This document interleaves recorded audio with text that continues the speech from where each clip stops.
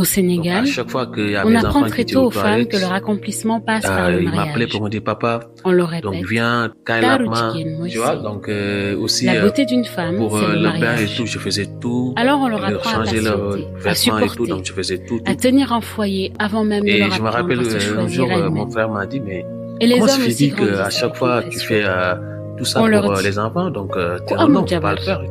amul kër. Celui qui n'a pas de femme n'a pas de maison. Alors beaucoup se marient vite, parce qu'il faut respecter les étapes, parce qu'il faut rassurer les familles, parce qu'à un certain âge, rester célibataire devient presque une anomalie sociale. Mais dans cette course au mariage, est-ce qu'on prend vraiment le temps de se connaître? Aujourd'hui, les divorces augmentent. Certains disent que c'est parce qu'on perd les traditions. Mais une autre question mérite d'être posée. Est-ce que les couples tenaient grâce aux traditions ou grâce au silence des femmes? Parce qu'on a longtemps appris aux femmes à sauver le mariage, même quand elles s'y perdaient elles-mêmes. Aujourd'hui, une femme raconte comment elle a aimé, espéré, puis choisi de partir. Pas parce qu'elle était faible, mais justement parce qu'elle a trouvé la force de se choisir.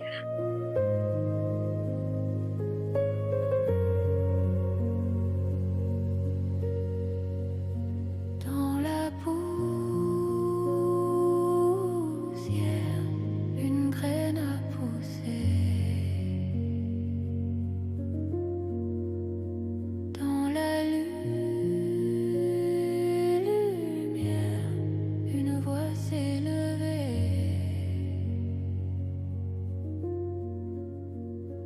Nous parlons, nous vivons, nous rêvons, nos racines touchent le ciel.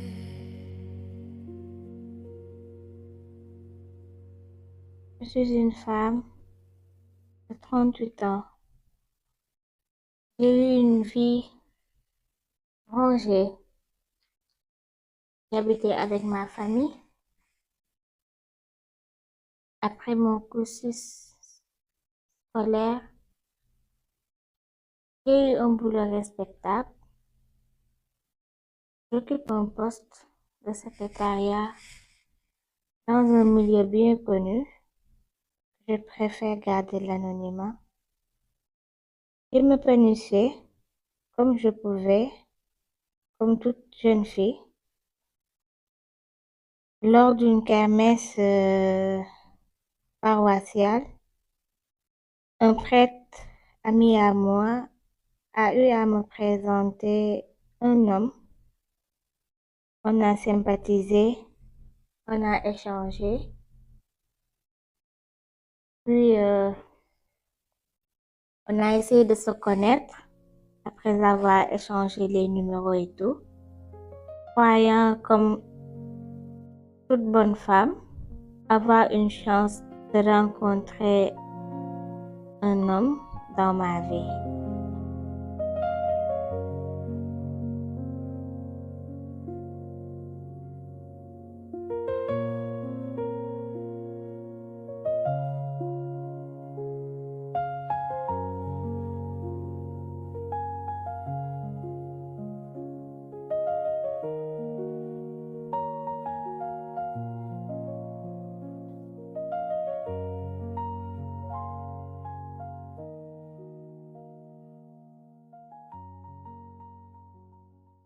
Au début, tout allait bien.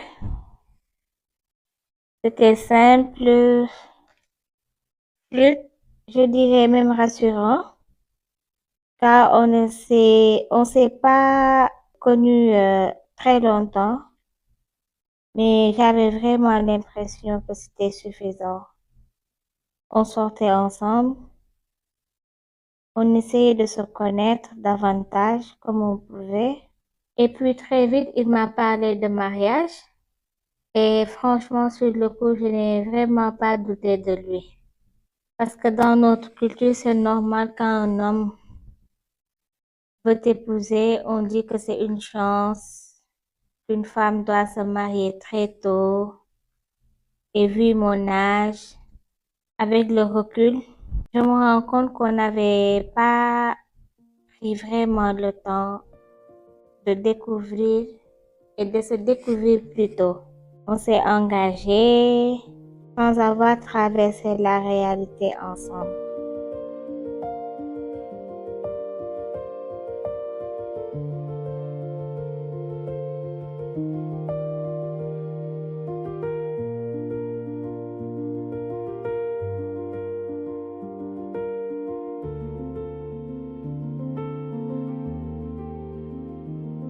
Juste après mon mariage avec lui, il est parti en mission pour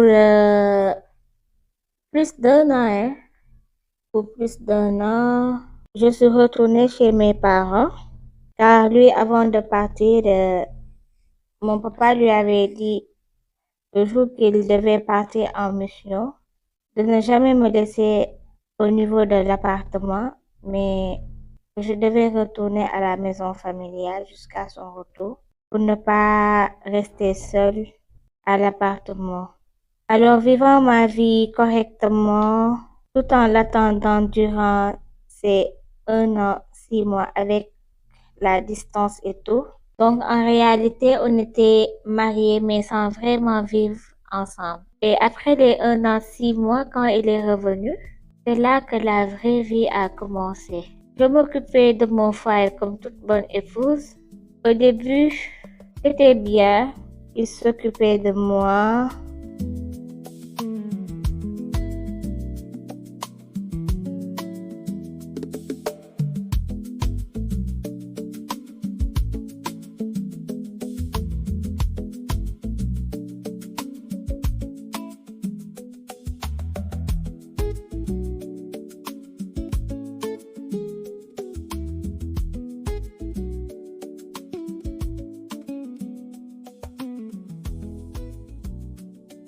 Du moins, c'est ce que je pensais vraiment. Des disputes, des incompréhensions, des mensonges en n'en plus finir, des sorties nocturnes et surtout quelque chose qui changeait vraiment dans son comportement. Puis à un moment donné, il a commencé à dire que je n'allais pas pouvoir avoir d'enfants, je n'allais pas concevoir. Et ça m'a vraiment bouleversée. Parce que dans notre société, être une femme, c'est être aussi mère. Et comme toute bonne épouse, quand on rentre dans le mariage, on a envie aussi d'avoir des enfants.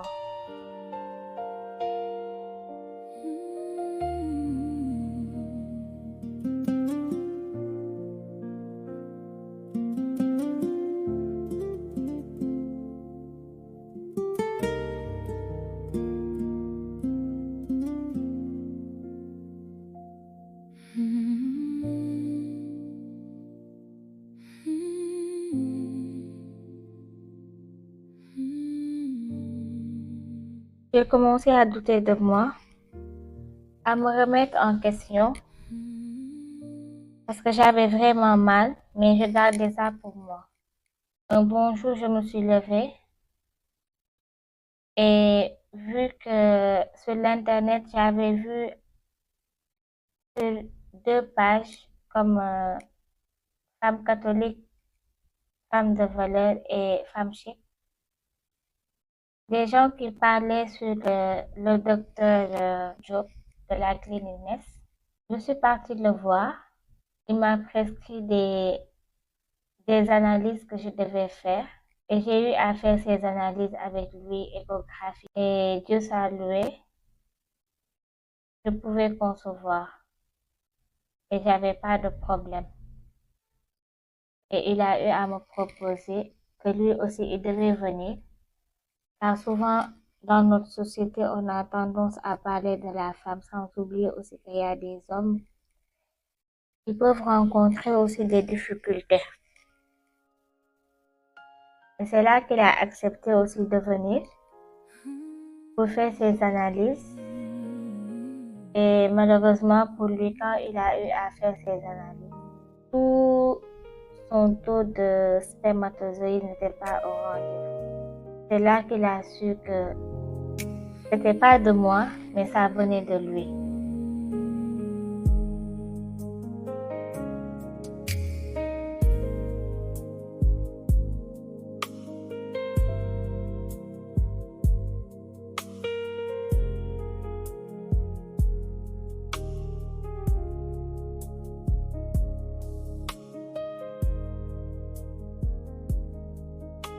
après qu'il eut reçu ses résultats et qui avait montré vraiment qu'il a eu à avoir des difficultés, au lieu d'en parler, il a préféré garder ça pour lui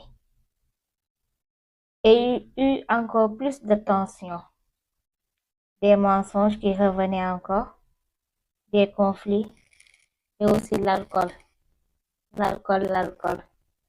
qui a commencé vraiment à prendre de plus en plus une grande place dans sa vie.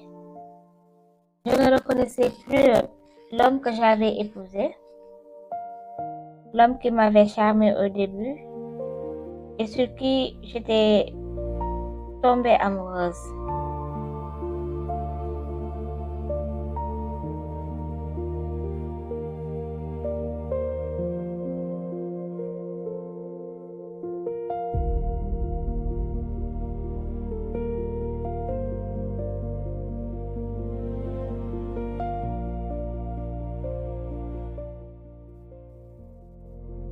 Un soir, il est rentré ivre. Il a voulu avoir un rapport avec moi, mais je lui ai dit non. Car ce jour-là, j'étais vraiment fatiguée et surtout, j'en avais pas envie. Mais il a tellement insisté. Et surtout, ce n'était pas la première fois qu'il se montrait un peu violent avec moi. Il y avait déjà eu des paroles très dures, des gestes brusques, des moments où je sentais vraiment sa colère prendre toute une place. Et à chaque fois, je minimisais. Je me disais qu'il traversait peut-être une période qui n'allait pas. Et ce soir-là, quelque chose vraiment a basculé dans ma vie. Je suis restée ferme sur ma décision. Et là, dans un geste de colère, il est allé prendre une bouteille bien froide dans le frigo et me l'a versée dessus.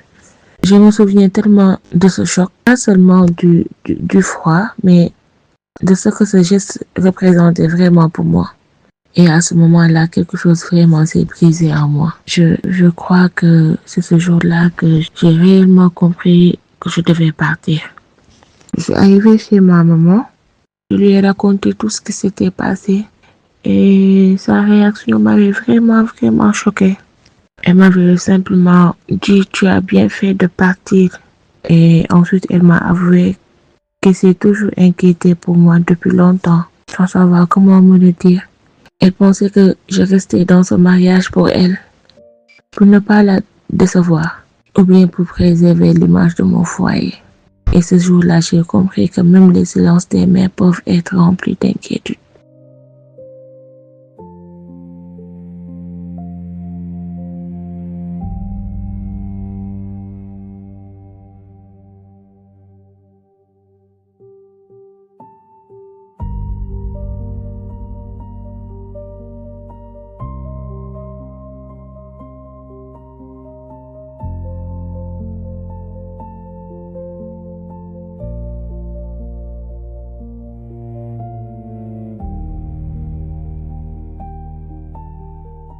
Un jour, tu te rends compte que tu n'es plus heureuse, que tu marches sur des œufs, tu es perdue.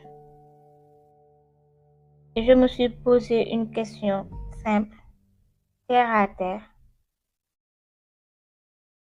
Est-ce que je peux continuer à vivre comme ça toute ma vie? Et la réponse, vraiment, c'était non.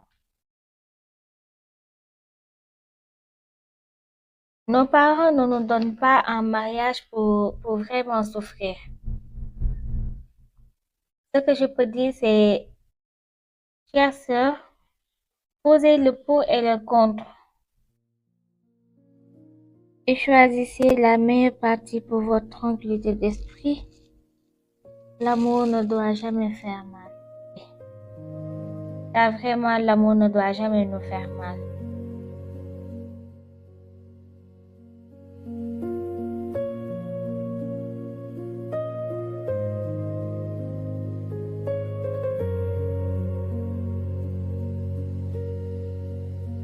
Dans la poussière,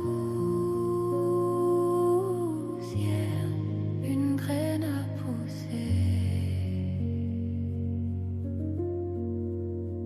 Dans la lune,